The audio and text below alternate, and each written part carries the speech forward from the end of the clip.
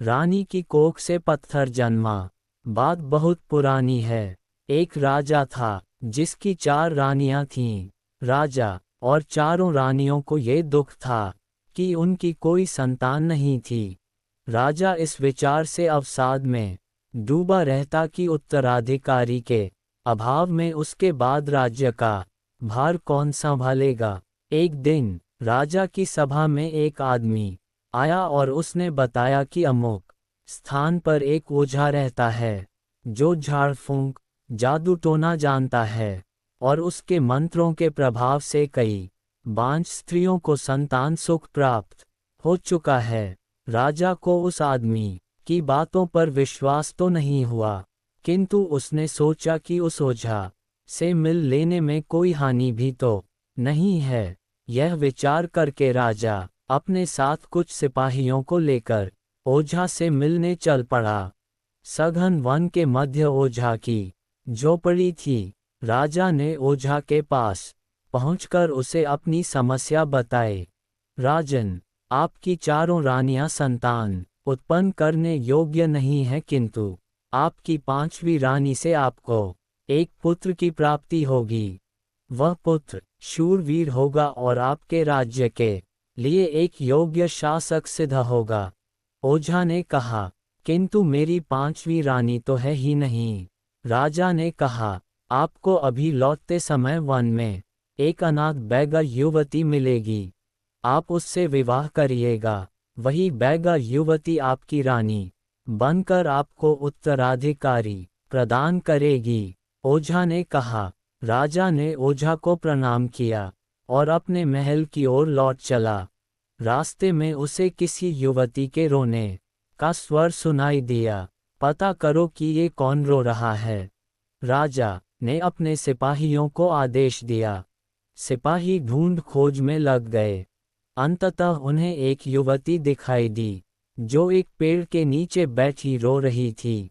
सिपाही उसे पकड़कर राजा के सामने ले आए।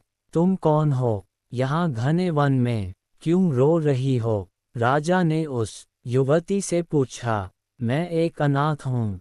मैं अपने दूर के संबंधियों के साथ रहती थी, किंतु आज उन लोगों ने मुझे यहाँ वन में लाकर छोड़ दिया। अब मेरा इस दुनिया में अपना कहने वाला कोई नहीं है। इतना कहकर वह युवती पुनः रोने लगी। क्या तुम बैगा हो? राजा ने युवती से पूछा। जी हाँ, किंतु आपने ये कैसे जाना? युवती को आश्चर्य हुआ। तुम इतनी सुंदर हो। इतनी सुंदर तो कोई बैगा युवती ही हो सकती है। तुम घबराओ नहीं। यदि तुमको स्वीकार हो तो मैं तुमसे विवाह करके तुम्हें अपनी रानी बनाना चाहता हूँ। राजा ने उस युवती से कहा।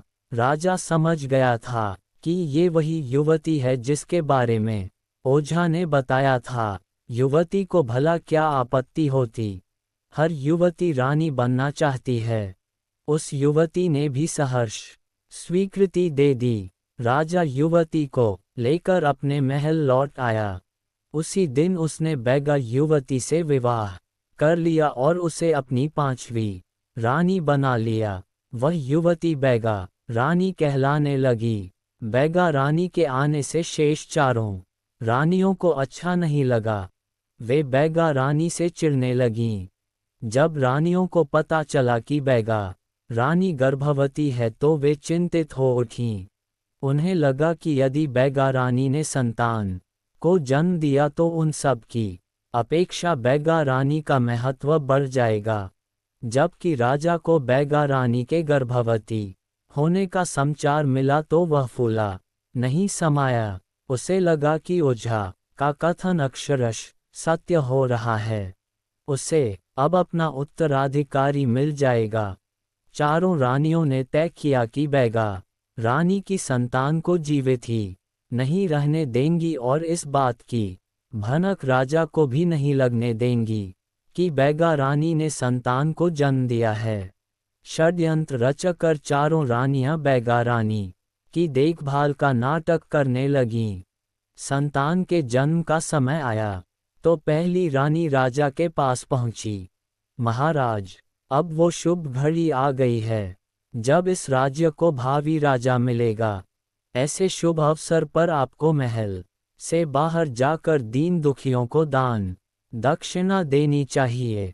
पहली रानी ने कहा, तुम ठीक कहती हो। राजा को अपनी पहली रानी की बात उचित लगी। उसने अपने सेवकों को बुलाया और दान दक्षिणा देने महल से बाहर चला गया। चारों रानियां यही तो चाहती थीं कि बैगा रानी जब संतान को जन्म दे उस समय राजा महल में न रहे। राजा के जाने के बाद दूसरी रानी बैगा रानी के पास पहुंची। बहन, हम चाहती हैं कि तुम्हारी संतान को जन्म लेते समय कोई कष्ट न हो, इसलिए तुम ऐसा करो कि धान के कोठे के छेद में अपना सिर डालकर बैठ जाओ, इससे तुम्हारी संतान स्वस्थ रहेगी। दूसरी रानी ने बैगा रानी से कहा। बैगा रानी थी भोली और फिर भला कौन सी माँ ऐसी होगी जो अपनी संतान का भला न चाहेगी। बैगा रानी ने दूसरी रानी की बात मान ली और धान के कोठे के छेद में अपना सिर डालकर बैठ गई। जैसे ही बैगा रानी बैठी वैसे ही उसकी कोख में हलचल हुई और संतान का जन्म हो गया। तीसरी रानी पहले से ही तैयार खड़ी थी। उसने बैगा रानी की संतान को, जो कि एक सुंदर पुत्र था, उठाकर चौथी रानी को सौंप दिया और पुत्र के स्थान पर एक गोल पत्थर रख दिया। चौथी रानी ने बैगा रानी के पुत्र को अपनी दासी को दिया कि वह उसे ले जाकर वन में भूमि में गाड़ आए। दासी के जाते ही चारों रानियों ने बैगा रानी का सिर धान के कोठे से निकाला और विलाप करने लगीं कि बैगा रानी ने तो पुत्र को नहीं बल्कि पत्थर को जन्म दिया है। तत्काल राजा को बुलवा लिया। राजा ने पुत्र के स्थान पर पत्थर देखा तो वह आग बबूला हो उठा। उसे लगा कि ओझा ने उसे मूर्ख बनाया और किसी डायन या चुड़ैल को उसके मत्थे मर दिया है, अन्यथा कभी कोई स्त्री किसी पत्थर को जन्म कैसे दे सकती है। राजा ने बैगा रानी को महल से निकाल दिया और वापस वन में भेज दिया। बैगा रानी के पास पुत्र के पैदा होने का कोई साक्ष्य नहीं था, अतः वह क्या कर सकती थी। उसने भी राजा की आज्ञा को चुपचाप स्वीकार कर लिया और दुखी मन से वन में चली गई। इसके बाद चारों रानियों ने राजा को समझाया कि हमें प्रजा को यह नहीं बताना चाहिए कि उसने एक पत्थर को जन्म दिया था, अन्यथा प्रजा के मन पर इसका बुरा प्रभाव पड़ेगा। हमें ये घोषित कर देना चाहिए कि बैगा रानी बच्चे को जन्म देते समय मर गई और उसका बच्चा भी नहीं बचा, लेकिन हम बैगा रानी के शव के बदले किसका अंतिम संस्कार करेंगे? राजा ने पूछा। बैगा रानी के शव के बदले मैं अपनी दासी का शव रख दूंगी, चौथी रानी ने कहा। चारों रानियां षड्यंत्र में सहायता देने वाली उस दासी को भी जीवित नहीं छोड़ना चाहती थीं, ताकि वास्तविक बात किसी को कभी भी पता न चल सके। चारों रानियों ने ऐसा ही किया। बैगा रानी के शव के बदले दासी का शव रख दिया और धूमधाम से उसका अंतिम संस्कार करा दिया। उधर जब दासी बैगा रानी के पुत्र को भूमि में गाड़ रही थी तो उसका ये कृत्य एक शेरनी ने देख लिया था। दासी के जाने के बाद शेरनी ने भूमि से बैगा रानी के पुत्र को निकाला और अपने साथ अपनी गुफा में ले गई। लो, मैं तुम लोगों के लिए एक छोटा भाई लाई हूँ, शेरनी ने अपने शावकों से कहा। शेरनी के 4 शावक थे। चारों अपने छोटे भाई के रूप में बैगा राजकुमार को देखकर बहुत प्रसन्न हुए। शेरनी भी अपने शावकों के साथ बैगा राजकुमार का लालन पालन करने लगी। धीरे धीरे बैगा राजकुमार और शावक बड़े हो गए। बैगा राजकुमार एक सुंदर युवक बन गया और शावक बलशाली शेरों के रूप में विकसित हो गए। एक दिन बैगा राजकुमार ने अपनी शेरनी माँ से कहा कि मुझे एक धनुष बाण दिला दो जिससे मैं पूरे परिवार के लिए शिकार किया करूंगा। शेरनी बैगा राजकुमार के लिए धनुष बाण बनवाने लोहार के पास पहुंची। लोहार ने एक बहुत बड़ा और भारी भरकम धनुष बाण बना दिया। शेरनी ने धनुष बाण बैगा राजकुमार को दे दिया। उस दिन से बैगा राजकुमार अपने पूरे परिवार के लिए शिकार करने लगा। एक दिन राजा का एक सिपाही भटकता हुआ वन में आ पहुंचा। उसने बैगा राजकुमार को धनुष बाण से शिकार करते देखा। इतना बड़ा धनुष बाण उसने पहले कभी नहीं देखा था। उसने विचार किया कि यदि यह धनुष बाण मैं अपने राजा को भेंट करूं तो वह मुझे बहुत सारा इनाम देगा। इस लोभ में पड़कर सिपाही ने बैगा राजकुमार का पीछा किया। शिकार करते करते जब बैगा राजकुमार थक कर सुस्ताने बैठ गया और उसे झपकी लग गई तो सिपाही ने चुपके से उसका धनुष बाण अपनी पीठ पर लादा और भाग खड़ा हुआ। जब बैगा राजकुमार की आंख खुली तो उसे अपना धनुष बाण नहीं दिखा। उसने बहुत ढूंढा किंतु उसे नहीं मिला। वह दुखी मन से अपनी गुफा में लौट आया। उधर सिपाही ने धनुष बाण ले जाकर राजा को भेंट किया। जब धनुष बाण इतना बड़ा और भारी है तो इसे चलाने वाला भी बहुत बड़ा होगा। राजा ने सिपाही से पूछा। नहीं महाराज, वह तो एक सुकोमल युवक था। सिपाही के मुख से असली बात निकल गई। ये सुनकर राजा को सिपाही पर बहुत क्रोध आया कि वह उसे चोरी का सामान भेंट कर रहा है। साथ ही उसे यह जिज्ञासा हुई कि वह युवक कौन है, देखने में कैसा है, जिसका ये धनुष बाण है। राजा ने विचार किया कि ये धनुष बाण उस युवक को वापस कर देना चाहिए और जब वह युवक इसे लेने आएगा तो उसे वे देख भी लेंगे। राजा ने ढिंढोरा पिटवा दिया कि एक धनुष बाण उसे मिला है, जिसका भी हो वह आकर उसे ले जाए, किंतु असली मालिक की पहचान के लिए उसे चलाकर दिखाना होगा। ये समाचार पक्षियों के द्वारा शेरनी के पास पहुंचा। चारों शेरों ने भी सुना। वे अपने छोटे भाई का धनुष बाण वापस लाने को उद्यत हो उठे, किंतु शेरनी ने उन्हें समझाया कि उनका मनुष्यों के बीच जाना उचित नहीं है। बैगा राजकुमार को ही जाना होगा। इसके बाद बैगा राजकुमार राजा से मिलने अकेले चल पड़ा। राजा के महल के पास पहुंचकर उसे प्यास लगाई। बैगा राजकुमार महल के पास स्थित पोखर में पानी पीने को रुका। जिस समय वह पानी पी रहा था उसी समय महल की अटारी से राजा की चारों रानियों ने झांक कर नीचे देखा। उन्हें बैगा राजकुमार दिखाई दे गया। चारों रानियों को बैगा राजकुमार की वेशभूषा बड़ी विचित्र लगी। वे बैगा राजकुमार का उपहास करने लगीं। देखो देखो, हमारे महल के पास ये कैसा पशु आया है।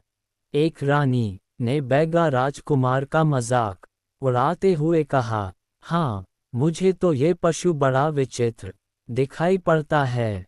दूसरी रानी हाँ में हाँ मिलाती हुई बोली। इसे तो राजा से कहकर किसी पिंजरे में बंद करवा देना चाहिए। तीसरी रानी ने हंसते हुए कहा। नहीं नहीं, इसे तो वापस जंगल में भगा देना चाहिए।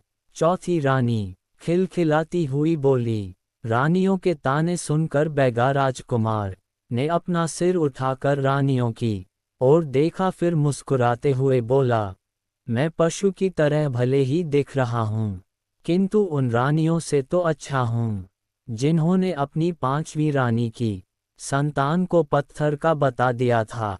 इतना कहकर बैगा राजकुमार महल के द्वार की ओर बढ़ गया, किंतु उसकी यह बात सुनकर चारों रानियों सन रह गईं। हमने तो ये बात सबसे छिपाई थी। राजा जी ने भी किसी को नहीं बताया। हमने अपनी उस दासी को भी मरवा दिया था जो ये भेद जानती थी। फिर इस युवक को कैसे ये भेद मालूम है? पहली रानी चिंतित होकर बोली, हाँ, ये तो बड़े संकट का विषय है। हमें इस युवक की गतिविधियों पर ध्यान देना होगा। दूसरी रानी ने कहा। इसके बाद चारों रानियों ने अपनी विश्वस्त दासी को राजकुमार के पीछे लगा दिया। कुछ देर बाद दासी ने आकर रानियों बताया कि वह युवक धनुष बाण चलाने आया है। रानियों ने ये सुना तो उन्होंने योजना बनाई कि वह युवक चाहे धनुष बाण चला पाए या न चला पाए, किंतु इस परीक्षा के बाद उसे मरवा देना होगा ताकि रानियों का भेद वह किसी और को न बता सके। बैगा राजकुमार को मरवाने के लिए रानियों ने 2 सिपाही उस स्थान पर भेज दिए जहां बैगा राजकुमार को धनुष बाण की परीक्षा देनी थी। उन्हें निर्देश दे दिया कि जैसे ही बैगा राजकुमार बाण चलाकर धनुष नीचे टिकाए, वैसे ही वे दोनों उसे मार डालें। रानियां बैगा राजकुमार को अपने सामने मरता हुआ देखने के उद्देश्य से परीक्षा स्थल पर जा पहुंची। युवक, धनुष पर बाण चढ़ाकर चलाओ। यदि तुम ऐसा कर सके तो हमें विश्वास हो जाएगा कि यह धनुष बाण तुम्हारा है। हम तुम्हें तुम्हारा धनुष बाण ही नहीं देंगे अपितु ढेर सारा इनाम भी देंगे। राजा ने बैगा राजकुमार से कहा, महाराज, ये धनुष बाण मेरा ही है। मैं अभी इसे चलाकर यह बात सिद्ध कर दूंगा, किंतु मुझे किसी इनाम की लालसा नहीं है। यदि आप मुझे इनाम के रूप में कुछ देना ही चाहते हो तो मुझे न्याय दीजिएगा। बैगा राजकुमार ने कहा, न्याय? ये कैसा इनाम मांग रहे हो युवक? राजा ने चकित होकर कहा, पहले आप मेरा धनुष बाण चलाना देख लें, फिर मैं अपनी बात स्पष्ट कर दूंगा। बैगा राजकुमार ने कहा और धनुष पर बाण चढ़ाकर प्रत्यंचा खींचकर बाण चला दिया। बाण गर्जन ध्वनि करता हुआ आकाश की ओर उठा और फिर बादलों को भेदता हुआ वापस आकर उन दोनों सिपाहियों के सिरों को भेदता हुआ निकल गया जो बैगा राजकुमार को मारने वाले थे। ये दृश्य देखकर चारों रानियां डर गईं, जबकि राजा बैगा राजकुमार का कौशल देखकर अभिभूत हो उठा। मांगो युवक, जो भी मांगना चाहते हो वह मांगो। राजा ने बैगा राजकुमार से कहा, महाराज, मुझे अपनी मां के लिए न्याय चाहिए। बैगा राजकुमार ने कहा, न्याय अवश्य मिलेगा युवक। तुम्हारी मां कहाँ है? मैं स्वयं उस माता का सम्मान करना चाहूंगा जिसने तुम जैसी वीर संतान को जन्म दिया। राजा ने कहा, महाराज, यही तो न्याय और अन्याय की बात है कि मेरी मां ने मुझे जन्म दिया, किंतु आपकी चारों रानियों ने आपसे ये कह दिया कि मेरी मां ने एक पत्थर को जन्म दिया है। बैगा राजकुमार ने कहा, क्या? राजा ने चकित होकर रानियों की ओर देखा। रानियां समझ गई कि अब उनका भेद छिपा नहीं रह सकता है। उसी समय शेरनी अपने शेरपुत्रों के साथ वहां आ गई और उन्होंने रानियों को घेर लिया। भय से थर-थर कांपती रानियों ने राजा के सामने सच्चाई उगल दी। राजा ने अपनी चारों रानियों की करतूत के बारे में सुना तो वह अवाक रह गया। इन चारों रानियों के सिर मुंडाकर इन्हें हमारे राज्य से बाहर निकाल दो। राजा ने सिपाहियों को आदेश दिया। सिपाहियों ने रानियों को बंदी बना लिया और उनके सिर मुंडकर उन्हें राज्य से बाहर कर आए। इसके बाद राजा ने अपनी 5वीं रानी अर्थात बैगा राजकुमार की मां की खोज में सिपाही दौड़ा दिए। दूसरे दिन 5वीं रानी एक घने जंगल में मिल गई जहां वह झोपड़ी बनाकर रह रही थी। पुत्र, मैंने अपनी रानियों के बहकावे में आकर तुम्हारी मां के साथ घोर अन्याय किया, अतः एक अन्यायी राजा को राजा बने रहने का कोई अधिकार नहीं है। आज से मैं तुम्हें राजा घोषित करता हूँ। राजा ने बैगा राजकुमार को अपनी राजसिंहासन सौंपते हुए कहा, इस प्रकार बैगा राजकुमार बैगा राजा बन गया। एक दिन बैगा राजा ने पूछा कि यह सच्चाई उसे कैसे पता चली थी। इस पर बैगा राजा ने बताया कि यह बात उसे उसकी शेरनी माँ ने बताई थी, किंतु ये भी समझाया था कि उचित समय आने पर ही मैं इस बात को प्रकट करूं जिससे आपको विश्वास हो सके। ये सुनकर राजा बहुत प्रसन्न हुआ। उसने शेरनी और उसके पुत्रों को धन्यवाद दिया। बैगा राजा ने भी अपनी शेरनी माँ और शेर भाइयों की सुरक्षा के लिए उस जंगल में शिकार करने की मनाही करा दी जहां वे लोग रहते थे। इसके बाद बैगा राजा न्यायपूर्वक राज्य करने लगा।